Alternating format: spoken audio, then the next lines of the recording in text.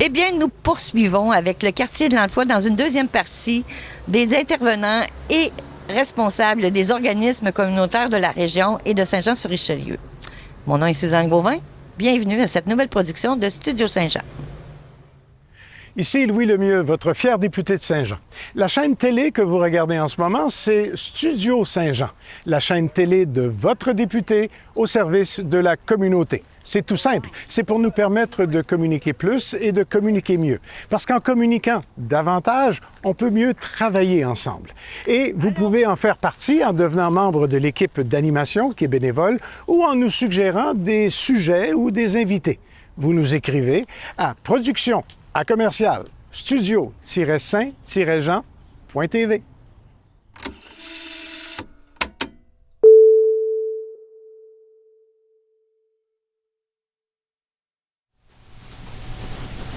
Bonjour Karine. Bonjour.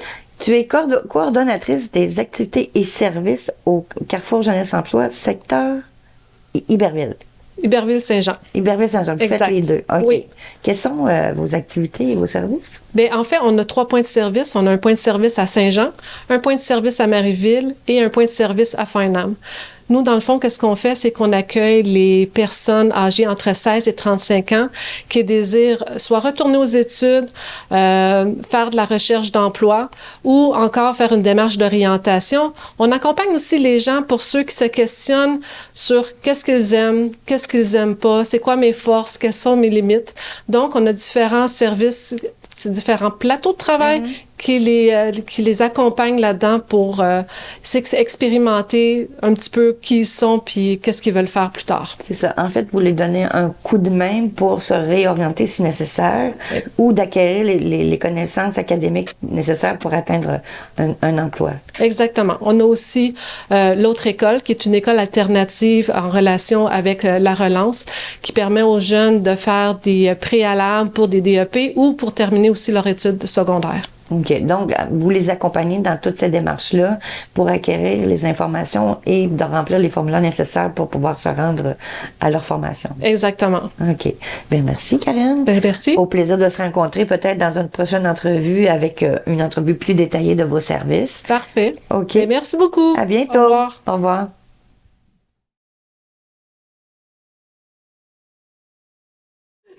Bonjour, Audrey. Bonjour. Tu travailles à la maison Le Point commun. Qu'est-ce que c'est? La Maison Le Point commun, c'est une ressource alternative en santé mentale. Donc, on fait de l'accompagnement auprès des personnes qui ont des problèmes de santé mentale sévères et persistants. Ça veut dire, je vais vous mettre ça concret, ça veut dire on va à domicile, on va dans la communauté, on peut les accompagner, puis c'est ciblé selon vraiment leurs besoins à eux. Chaque personne est différente, chaque personne a des besoins différents, donc la personne est maître de son suivi, on y va avec leurs besoins à eux. OK. Donc, vous vous adaptez à chaque situation de la clientèle. Oui, tout à fait. OK. Puis ça, vous avez un grand territoire ou c'est juste à Saint-Jean? Non, c'est pas juste à Saint-Jean. On a au total environ 22 municipalités. On va jusqu'à Rougemont, Saint-Césaire et de l'autre côté, on va jusqu'à Lacolle, Venise-en-Québec, Noyant. Donc, on couvre tout ce territoire-là. Ça fait beaucoup de villes, mais oui. on a environ 9 intervenants là, qui peuvent couvrir le territoire amplement pour donner les services. Oui. C'est merveilleux. Là, c'est une petite entrevue de quelques minutes pour vous permettre de vous faire connaître à l'intérieur de ce beau salon de présentation d'organismes communautaires. Mais au plaisir de se rencontrer dans une entrevue plus prolongée et détaillée. Merci. Au plaisir de se revoir, Audrey. Oui, merci beaucoup.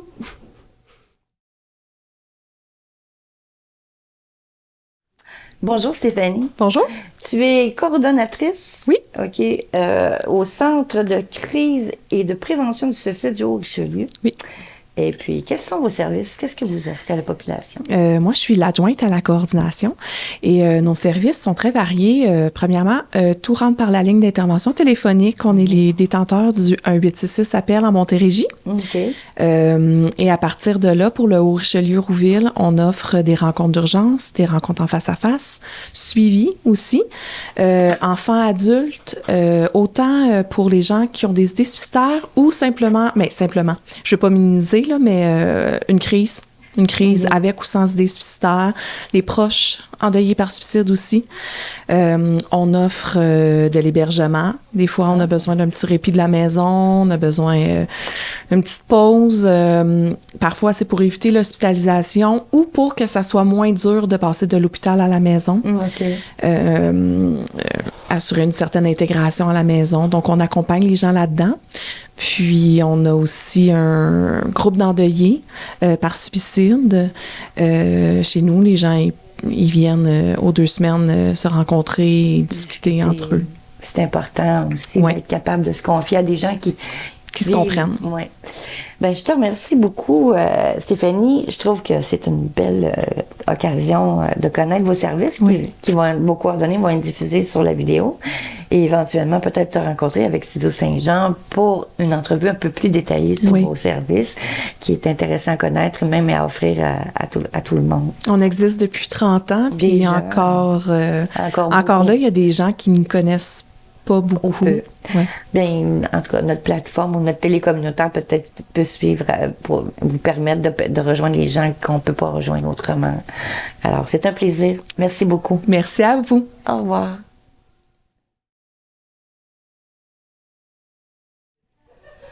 Bonjour, Jessie Jane. Bonjour, ça va bien? Oui.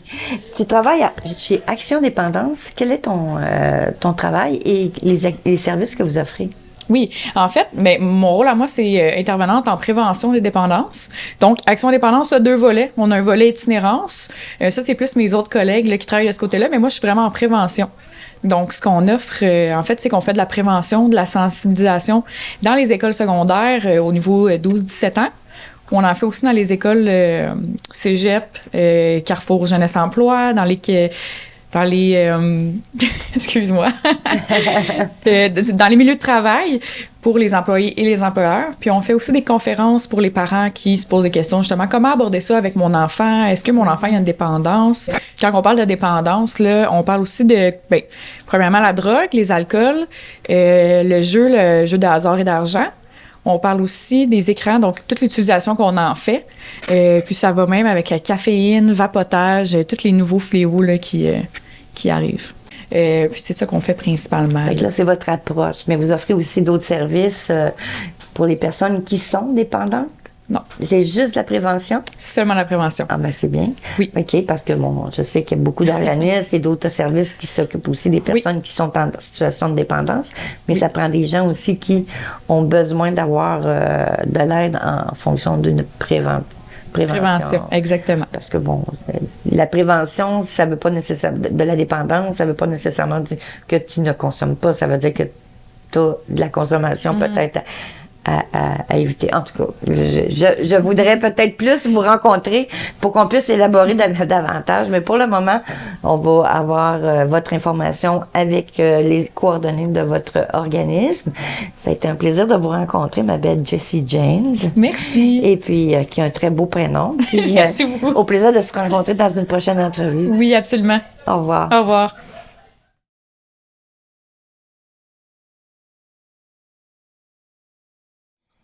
Bonjour Isabelle. Bonjour. Oui, tu fais partie de OPEX. Oui, le centre de main-d'œuvre OPEX. Oui. Quels sont vos services? Qu'est-ce que vous offrez? Donc, nous, dans le fond, c'est pour les personnes judiciarisées, donc 18 ans et plus, qui ont soit un casier judiciaire ou des démêlés avec la justice. On fête notre 50e anniversaire cette année, je veux dire pas aujourd'hui, mais cette année. Donc, ce qui fait que ça fait quand même 50 ans qu'on existe, puis qu'on accompagne les gens judiciarisés dans la réinsertion en emploi, dans l'intégration, soit la réorientation de carrière. Donc, on a une conseillère d'orientation qui peut offrir ce service-là, études de marché, et aussi la demande de pardon. Donc, faire les processus de demande de pardon. D'emblée, quand la personne nous appelle, on valide avec eux qui ont bien un casier judiciaire. Et après ça, on va valider auprès du palais de justice. On sort l'index criminel qu'on appelle pour faire l'analyse. Puis après ça, on rencontre la personne qui nous a appelé. Tout ça gratuitement. OK. Pour l'informer, c'est quoi qu'elle a comme dossier. Puis qu'est-ce qui est possible à la limite d'enlever ou parce qu'on appelle ça des demandes de non-communication si les personnes ont été acquittées où il y a toutes sortes de... il y a raisons acquitté, ouais, c'est ça, il y a acquitté, mais qui est reconnu non coupable de ce pourquoi ils ont été arrêtés. Fait que nous, on les accompagne là-dedans pour voir plus clair, puis tout ça gratuitement. Fait que c'est ça qui fait que... C'est important, hein, parce qu'il y a beaucoup de personnes qui, justement, dans cette situation-là, n'ont pas nécessairement les moyens pour aller chercher les services, d'être encadrés comme ils ont besoin pour pouvoir repartir sur des nouvelles bases. Exactement. Puis souvent, les gens croient que parce que ça fait plus de tant d'années que ça s'efface automatiquement. Eh bien non, si on s'en occupe pas, puis si on n'a pas vu à payer tous les frais amende sur amende, et il y a des impacts à ça. Donc, c'est ça qu'on fait, nous. On fait vraiment comme regarder avec le client qu'est-ce qu'il soit à jour dans tous ses dossiers. Okay. Ben, dans son dossier. Dans son dossier. Ben, et tous les suivis qui s'ensuivent. Ouais, c'est ça. Ben merci. Oui, oui, on fait aussi de la recherche d'emploi, donc les CV et les démarches auprès des employeurs. Il y a des subventions de salariales qui sont offertes aux employeurs, de l'accompagnement aux employeurs pour intégrer quelqu'un sur le marché du travail, parce que si ça pas, c'est pas en lien avec l'infraction, ben, je veux dire, je vois pas pourquoi cette personne-là pourrait pas intégrer le marché du travail. Alors, vous faites les démarches auprès des employeurs pour aussi avec le client. Les permettre de mieux comprendre. Oui, la situation, c'était quoi au juste la judiciarisation, parce que c'est pas tellement indiqué, c'est plus judiciarisé criminel, donc là, on sait pas du tout c'est quoi. Fait que là, nous, ce qu'on fait, c'est qu'on met les choses claires avec l'employeur, toujours à la collaboration avec le client. Il n'y a rien qui est fait sans la collaboration du client. OK. Fait que, et les CV et les démarches de recherche d'emploi. Bien, je trouve que c'est un service essentiel. Quand même. Plus ça va, plus compte tenu de la situation actuelle économique, et gouvernementale, institutionnelle et tout est en train d'éclater. Les dérives sont faciles à prendre et quelquefois pour mieux s'en sortir. La clientèle, la judiciarisée est considérée dans la recherche d'emploi. Tu sais, là, aujourd'hui, on manque de personnel, ben, il faut considérer ces gens-là parce que ils ont des aptitudes, ils ont des compétences. Il y a eu des situations dans leur vie qui a fait qu'ils ont eu des démêlés avec la justice, mais ça fait pas d'eux des personnes qui sont pas nécessairement professionnelles. Exactement. Donc, il faut considérer ces gens-là. Puis aussi, ce que je voulais dire, c'est que on les accompagne aussi pour les demandes de pardon, puis ça gratuitement, parce que c'est quand même pas évident faire ça, là. Donc, voilà. Ben, c'est merveilleux. Et sur cette entrevue, on va voir apparaître les coordonnées à laquelle on peut vous rejoindre et possiblement vous rencontrer éventuellement dans une autre entrevue plus détaillée sur vos services. Je trouve ça intéressant, puis il faut peut-être en savoir un petit peu plus pour soutenir nos citoyens dans leur démarche. Merci beaucoup. Ben, je vous remercie. À toi aussi.